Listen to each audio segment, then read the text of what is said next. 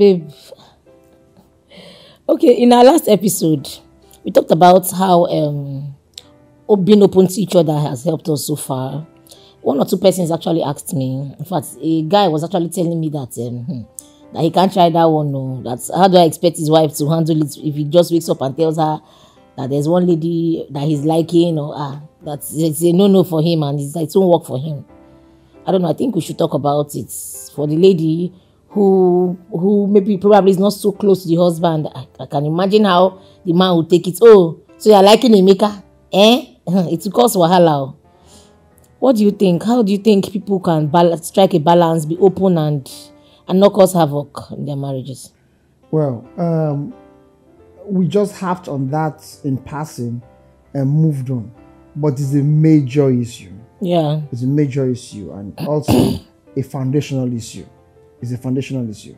Reason being that the Bible, which is our own absolute manual for life and for everything we do, talks about the two being naked and not ashamed. That wasn't talking about physical nakedness only. It was talking about emotional vulnerability and all-round nakedness. It means being open about everything and not feeling embarrassed for who you are or who you were. It's very important. I don't know how this works out for you, but this is the absolute. This is the absolute. You might need to be dishing information out in tranches as the person is mature to handle, but know that 100% openness is very important. Now let's start. Before you get married to a person, the person has to know everything about your history. Has to know. Now, that is my opinion. That's my opinion. And I also think it's important because love thrives on knowledge. You can't love what you don't know. That's the truth.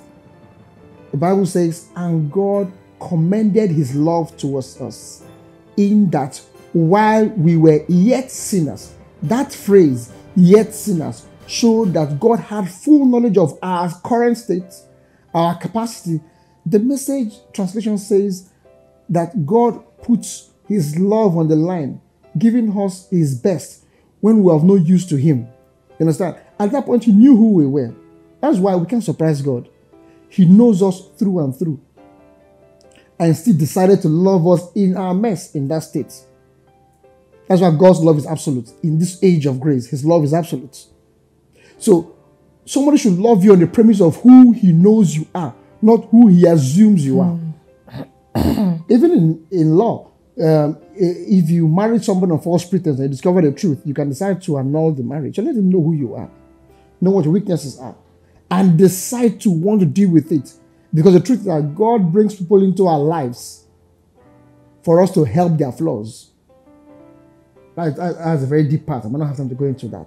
So God uses their flaws to build our patience and uses our own maturity to help their flaws. So God is bringing somebody into your life whose fault will affect you the deepest, because marriage is the deepest level of any form of relationship.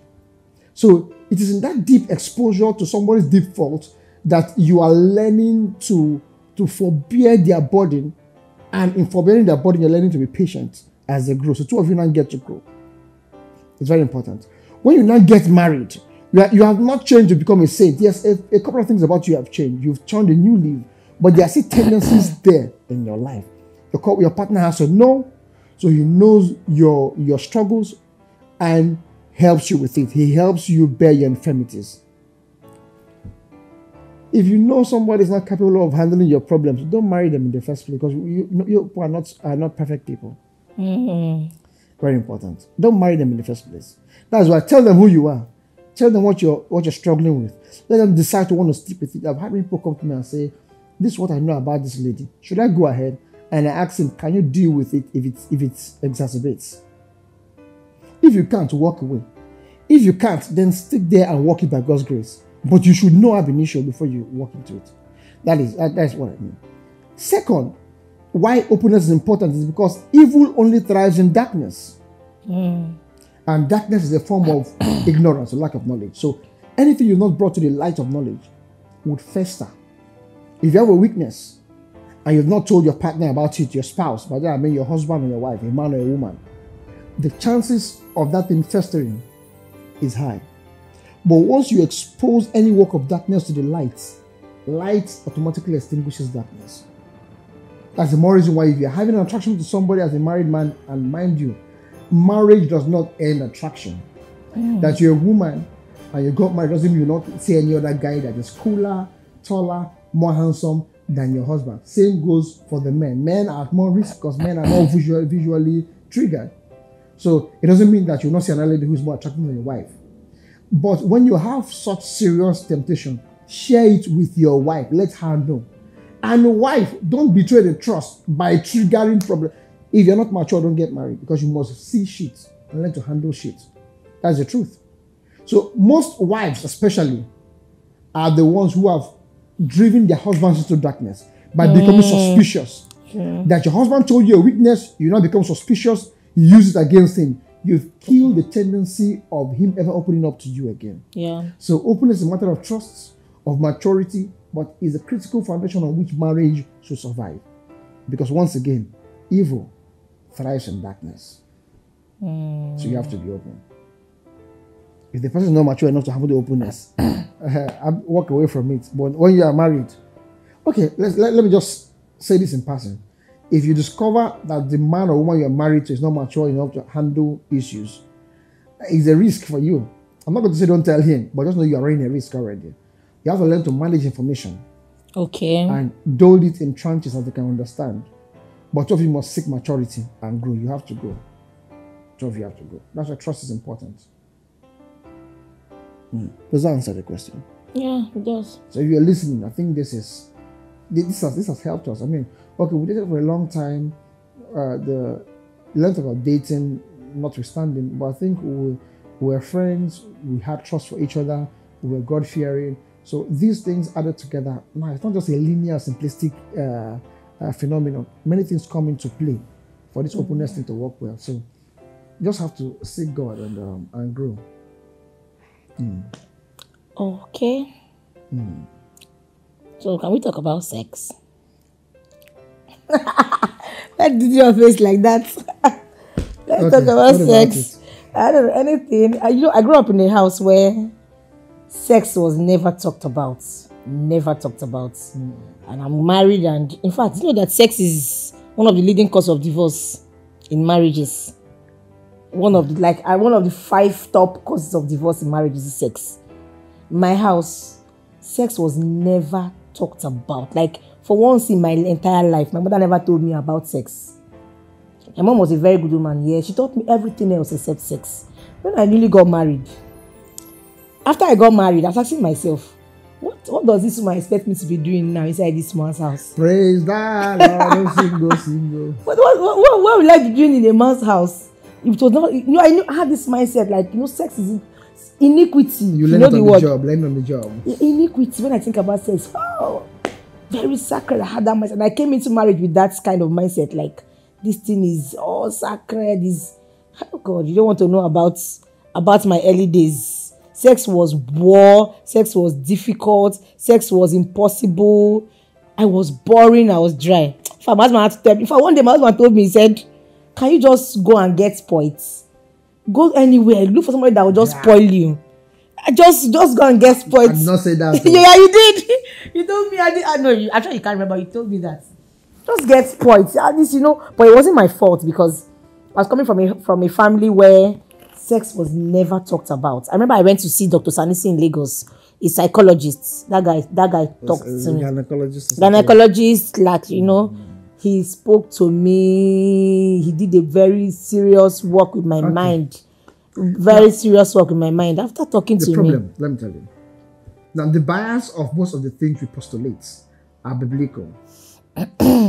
That's one. So we have a bias towards the Bible and towards the Word of God. If you don't share that bias, sorry, you can draw from any body of knowledge or from any authority. Our authority is the Bible.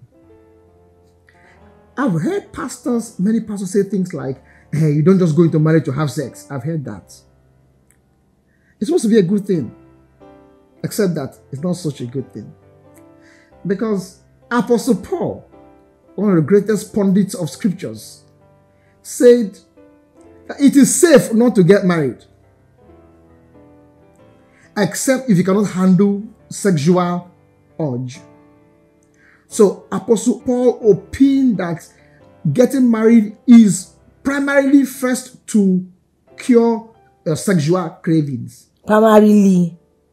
That's also the Bible from understanding. Like primarily. As a matter of fact, I have not researched this thing deeply, so nobody should quote me. But Apostle Paul was inferring that if you want to fulfill purpose, don't get married. But if you want to fulfill sexuality, get married. He was saying that it's good to stay single and pursue your ministry. But if you cannot hold your physical passion, go get married to avoid uncleanness and fornication. Why would the pastor tell you that sex, they're put in a way that you don't just get married for only sex. Nobody says it's for only sex. But sex is a very important part of marriage. So if you are going to get married, prepare for sex. You are going to solve that problem. It is only in marriage that problem of sex can be solved and not be a sin. Every other thing, humanity, communication, help, you can get it outside marriage. Only sexuality can only be fulfilled guiltlessly within the ambit of marriage. So you should not be played down for any reason. Once again, in society, sexual misgiving is one of the highest reasons why people cannot forgive. Your wife can do anything, you forgive him or her, or your husband. Once it gets to sexuality, that's where most of the trust is broken. Why do we play down something as important as this? Talk about it. Learn about it. When we do premarital counseling, we teach them about sex theoretically and graphically. It cannot be practical. You only get practical when you get married. Premarital sex doesn't save you sexual problems. So that, again, is not a solution. You're telling me I want to get skilled or get better. I mean, who is marking it? The solution is that when you get married, be open about your sexual needs. Know the other person's sexual needs. The two of you should travel your sexual journey together, learning on the job and being able to fulfill each other's needs. But prioritize it. Most conservative ladies say things like, you're always asking for sex, always asking for sex. My sister, if he's always asking for sex, always be ready to give sex. And always be ready also to derive your own pleasure. My postulation, not very scientific, but I believe it so much, is that sex is a part of a memory activity. People engage in sex to relieve a pleasant memory. So if you had sex and the experience was pleasant, you want to relieve it. If it was painful or unpleasant, you run away from it. Exactly. That is why couples must be sure that they explore themselves and derive the right pleasure. So they want to go back and experience it. Pastor Paul Adefranson did a series sometime again. I think it was PPP or so. But he gave 3 areas where sex is a no-no. He says if it is a sin, there are sexual practices that are sin. Fornication is a sin. Adultery is a sin. Twosome, threesome, all these kind of things are sins. Those are what the Bible calls inordinate passion. Stay away from it. 2, he said, if it is unhealthy, if it compromises your health. Now, people have asked questions about anal sex. And from my own research, the anus wasn't designed for penetration. The vaginal lubricate shows it's elastic. It can receive the penis for penetration. The anus was not designed for that. People do that, it doesn't mean it was designed for that. 3, there are times when oral sex can be unhealthy. I've read up some research about the risk of cancer of the throat and tonsils when the HPV virus is exposed to the throat.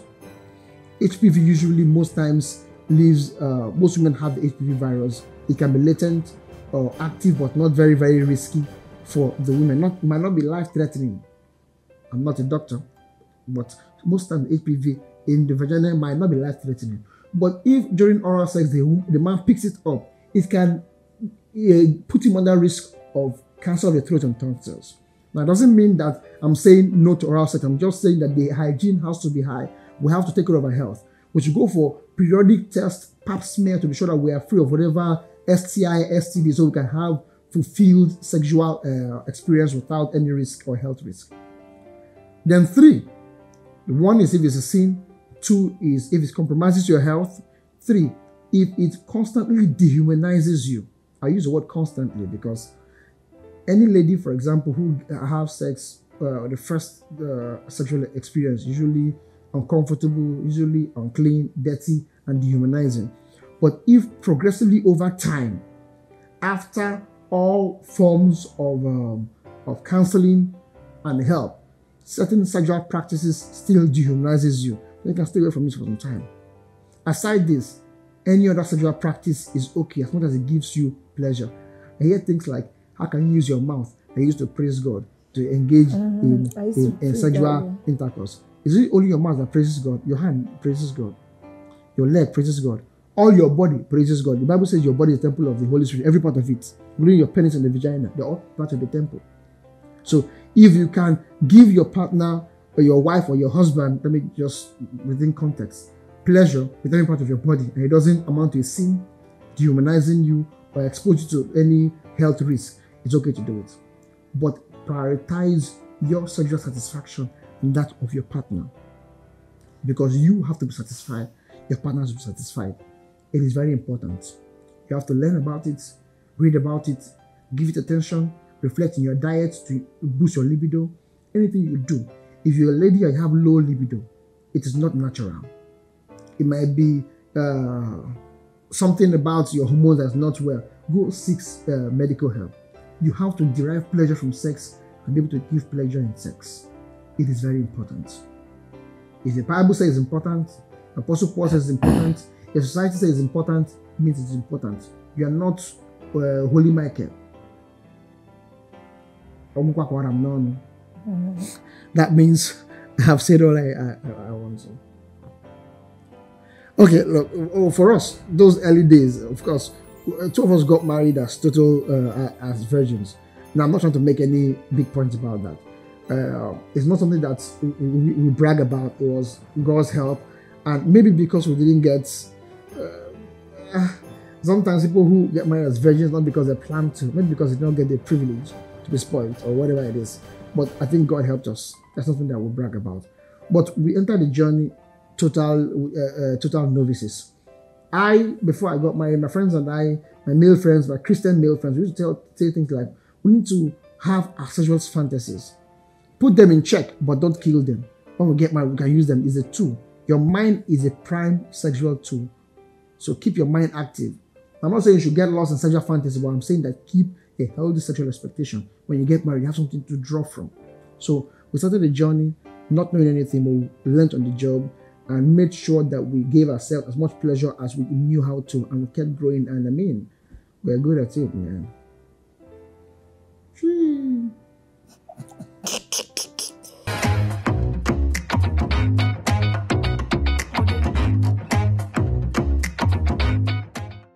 What were your biggest fears before we got married? For me, it was like normal thing with every guy. There are 2 things most guys are afraid of getting into marriage. The commitment or the whole new disruption that marriage brings, and the uncertainty of if they'll be able to make a good husband. No, just being unsure of this whole new madness that they're getting into. Most other guys are afraid of the economic implication.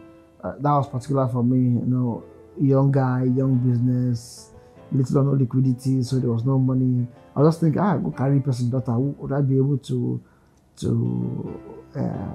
take care of her and all that? So I was just unsure of this whole new journey. Would I be able to do what's involved? That was nothing major, just that. Just that. Okay. So what about you? What are your biggest fears?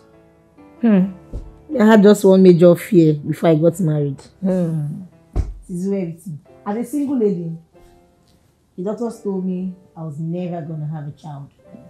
Very many doctors told me that. I saw a lot of doctors as single lady. I was always going to the hospital. I had hormonal imbalance issues.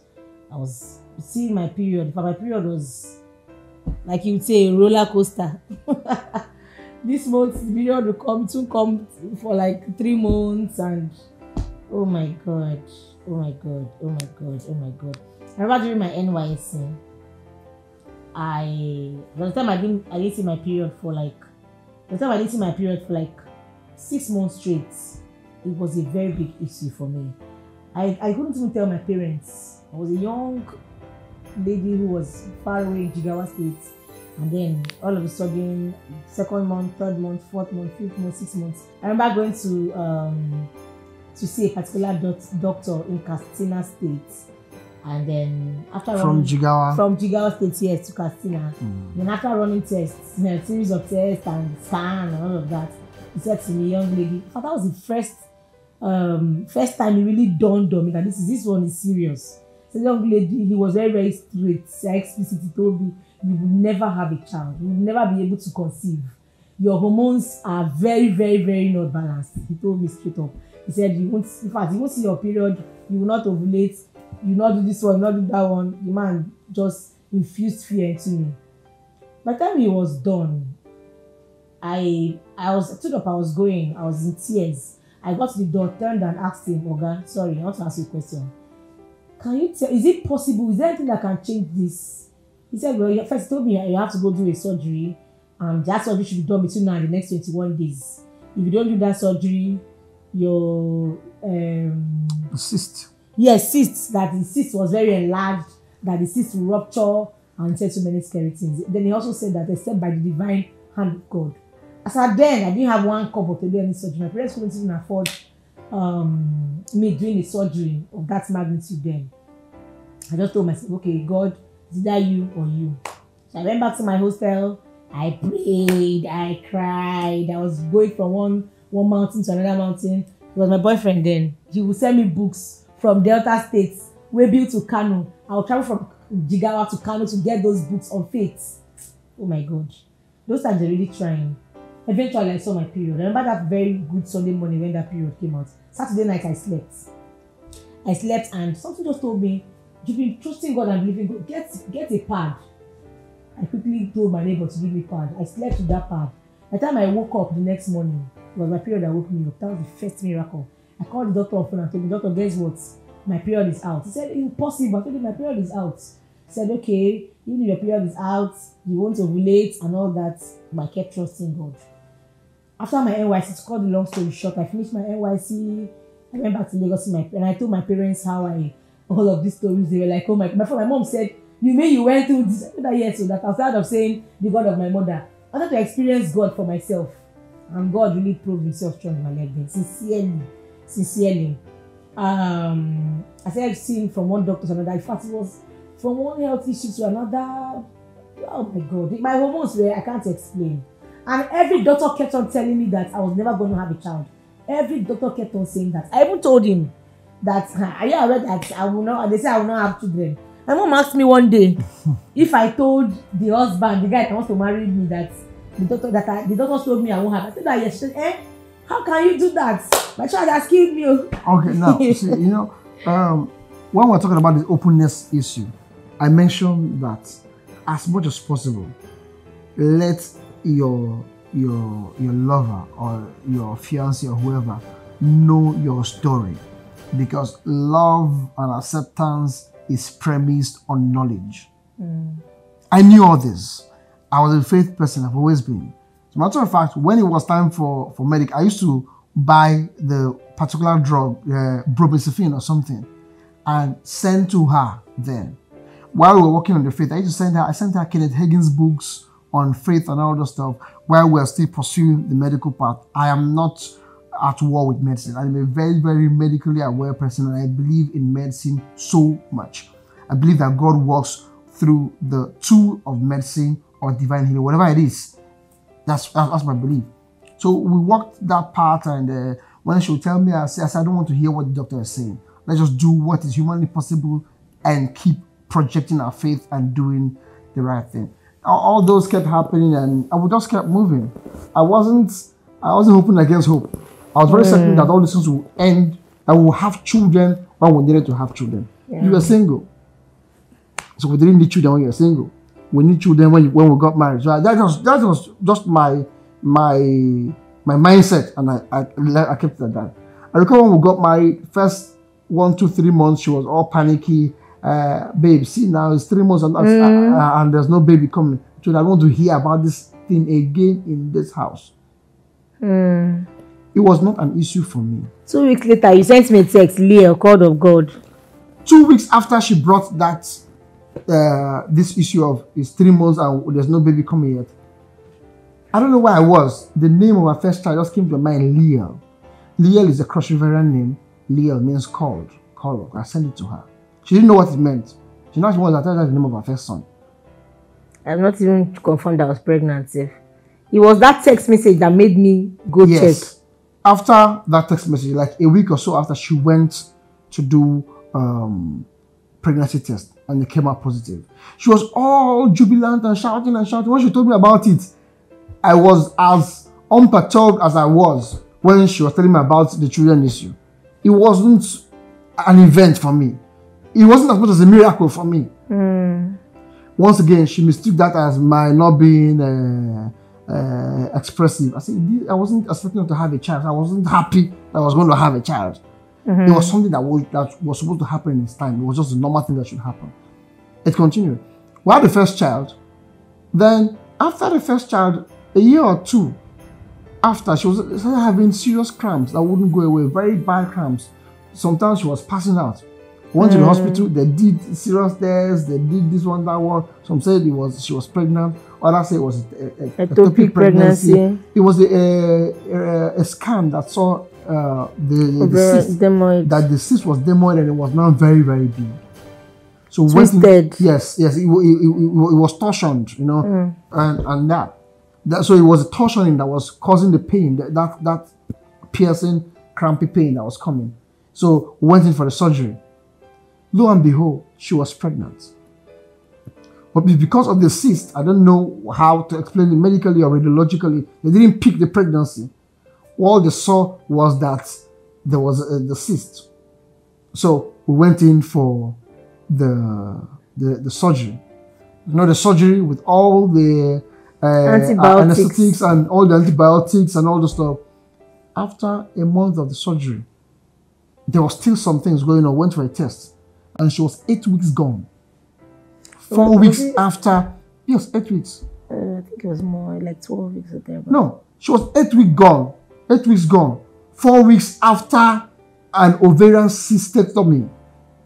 But I was torn between. Then we're now afraid that should we let this child go, because the risk of the child being born deformed was very high.